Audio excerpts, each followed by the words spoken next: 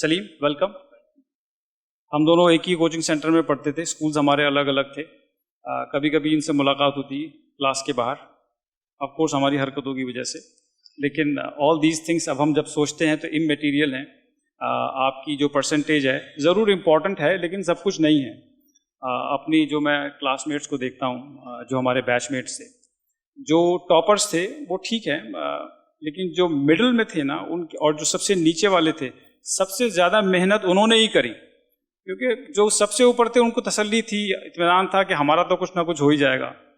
और जो मेरे जैसे थे, जो केमिस्ट्री क्लास में बैठकर बाहर देखा करते थे विंडो से, और केमिस्ट्री टीचर अक्सर, एक बार टीचर ने मुझे खड़ा कर दिया, बोली तुम्हें क्या लगता है तुम विंडो से बाहर देखते रहते हो, तुम्हें विंडो के बाहर देखने के कोई पैसे नहीं देगा।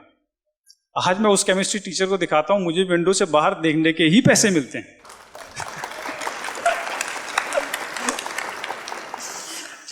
वेलकम सलीम। तो अपने बारे में कुछ बताइए, और फिर उसके बारे में हम बात करेंगे आपके माइग्रेशन की, what led you to the migration, and वहाँ पर आपका एक्सपीरियंस कैसा है। थोड़ा सा अपने बारे में हमारे ऑडियंस को बताइए। Thank you Khurram. My name is Salim Ahmed. एक करेक्शन मैं कर दूं, Khurram said I am in New York, but actually I am in Maryland, suburb of Baltimore. तो मैं I did B Pharm from Jamia Hamdard, and I did M Pharm from Jamia Hamdard, and then I went for the MBA. So I finished my MBA from RIT, which is Rochester Institute of Technology in Rochester, New York. So after that, I took exams and everything, and then for the pharmacy exam, since I did my pharmacy here, so I became a pharmacist, and then got the manager in one of the companies, and then after that, it's been 24 years. So after that, I opened my own pharmacy, and then a couple more businesses. So this is a brief introduction, so I will not take much time, but yes. अभी आप नहीं जा सकते, अभी तो बहुत कुछ पूछना है मैंने आपसे। ये बताइए, आपने बड़े इंटरेस्टिंग पॉइंट कहा कि आपने यहाँ से फार्मेसी पढ़ी, फिर आप माइग्रेट हो गए यूएस, वहाँ जाके आपने कुछ टाइम एज ए फार्मासिस्ट काम किया, जॉब किया। उसके बाद now you are a owner of multiple businesses, which is a very good thing. तो इवेंचुअली जो आपके खून के अंदर तिजारत थी वही रंग लाई, विच इज़ गुड। तो अब ये बताइए, जो बच्चे हमारे यहाँ पर हैं, जो इस वक्त प्रोग्रेसिव स्कॉलर्स में हैं, जो बाद में ये रिकॉर्डिंग देखेंगे, उनको आपकी क्या एडवाइस है आपके स्टेचर तक पहुँचने के लिए, to be a successful person like you? उन्हें क्या करना चाहिए, किन चीज़ों पे फोकस करना चाहिए? So I think it's very impressive, and then actually one thing I want to make one more correction. Khurram said it's good for her to have me here, but I think this is the best utilization of my time. I've been here for 14 days, but these 3 or 4 hours, this is the best utilization of my time to be here. This is so good to see. I will always want to be a part of this, and Khurram is doing a great job. I mean, he started that. I know few more people who started that. But now I see the younger generation being involved. So this is so impressive, and I would say everybody, whoever you are in every capacity, help them out as much as you can. So I cannot do as much because I'm too far. And मुझे पता नहीं था कि यहाँ पे function है आज, तो जैसे मुझे लगा मैंने कुछ भी हो ये तो करना है attend. So coming back, Imran made a very good point. 3 things. One of them was the namaz. So I will not leave it. So namaz is very important. And second thing, see what I want to say is, so I just want to share a small story with you guys. So एक master जो है एक बार क्या करते थे, बीच के ऊपर टहलने जाते थे सुबह सुबह. तो one day what he see in the morning is, एक बच्चा जो है ना, starfish होती है, starfish, what the tide came last night, and lot of starfish got dumped onto the beach. So the one kid he was doing is, he was taking the starfish with his hand, and then he was throwing back into the water so that they can live.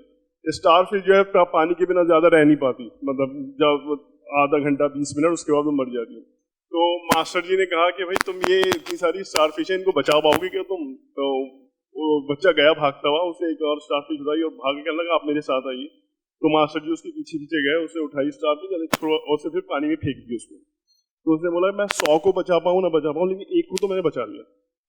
So I made a difference for this one. So kiddos, what it is, no matter what you do, no matter how you do, आप लोग जो है ना you can make a difference. तो आप लोग जो है ना जो भी करेंगे आप लोग, it will make a difference. तो इसी तरह से माँ बाप के लिए भी, जैसे these guys they are making a difference. Maybe नहीं, अभी नहीं, आज नहीं, लेकिन जब इन्होंने पहले शुरू किया होगा नहीं होगा, लेकिन अब आहिस्ता आहिस्ता हम लोग सब लोग they are getting together. तो जितने लोग हैं, मतलब जितना जो कर सकते हैं अपने, so especially for बच्चों के लिए जितना कर सकते हो, no matter who you are, where you are, just do it, just hang in there, live the moment, at that time just do जो आप, जैसे अगर एग्जाम है रात को तो वो एग्जाम करो, बाकी की छोड़ो। अगर अभी 8वीं में हो तो 8वीं का सोचो, बाकी छोड़ो, आगे क्या होगा। तो एक बार क्या हुआ, जब मैं अमेरिका के लिए आ रहा था यहाँ पर, ये भी मेरी अपनी असली कहानी है, इट्स नॉट मेड अप, ये अपनी मेरी असली कहानी है। तो हम लोग जो है ना GMAT की तैयारी कर रहे थे हम लोग। तो मेरा एक दोस्त था, पहले हम IIM की तैयारी कर रहे थे MBA के लिए। तो फिर मैंने जब उसके बाद IIM की तैयारी करना शुरू की तो मुझे लगा यार ये GMAT का भी सेम ही है, थोड़ा सा अलग है, तो ये भी तैयारी कर लेता हूँ। तो मेरा एक दोस्त था जो मेरे साथ तैयारी कर रहा था। तो मुझे आज भी याद है, इस बीन 25 साल हो गए इस बात को मुझे, लेकिन आज भी याद है, कुछ चीज़ें याद रह जाती हैं, हर आदमी को याद रह जाती है अपनी ज़िंदगी में कुछ चीज़ें। तो this is one of that thing. तो मेरा दोस्त मेरे साथ बैठा होता नीचे, गली चाबुक सवार बैठा होता हमारे साथ, मेरे साथ बैठा, तो वो आया मेरे से मिलने के लिए और कहने लगा कि तुम क्या कर रहे हो। मैंने कहा यार मैं सोच रहा हूँ GMAT की भी तैयारी कर लूँ। तो उसने मेरे से कहा कि काम करो, ऊपर तुम्हारे अब्बा हैं। मैं यहाँ हैं। तो कहना ऊपर जाओ, अपने अब्बा से पूछो टिकट के पैसे हैं उनके पास। तो मैंने सोचा एक बार, मैंने कहा यार ये बात तो सही कर रहा है, टिकट के पैसे तो नहीं है अभी, तो अगर हो भी तो मुझे पता नहीं। तो मैंने कहा यार देख ऐसा है, जब हो जाएगा तब उसके बाद देखेंगे, अभी तो हुआ नहीं है ना, अभी तो GMAT देना है, फिर उसके बाद वीज़ा के लिए अप्लाई करना है, फिर उसके बाद एडमिशन लेना है, फिर उसके बाद ये करना, जब होगा तब देखेंगे। अभी जो है ना उसको करो पहले, फिर आहिस्ता आहिस्ता अल्लाह मियां राहें खोल देता है। So we will cross the bridge when we come to the bridge. Thank you.